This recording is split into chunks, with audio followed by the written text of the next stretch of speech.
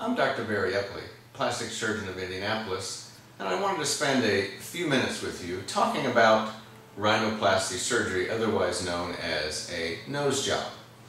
Rhinoplasty surgery, of course, involves reshaping the outside part of the nose. And historically, this was done through what we call a closed approach, where incisions are made inside the nose and all work is done through that approach.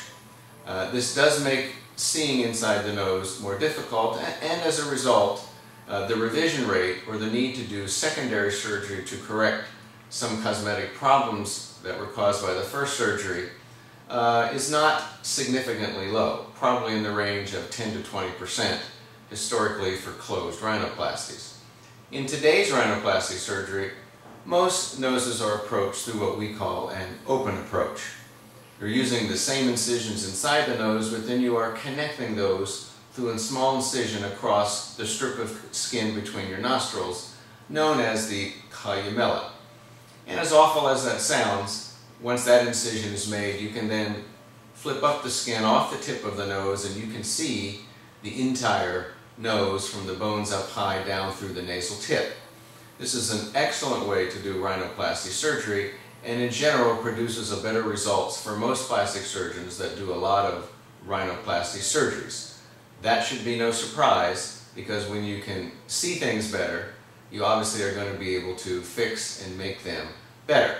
And the good news is that when that incision is closed at the end of the operation and it goes on to heal, that scar heals remarkably well, and within a month or two it can be difficult to see in many patients. It is very rare to have to do a columellar scar revision when rhinoplasty is done that way.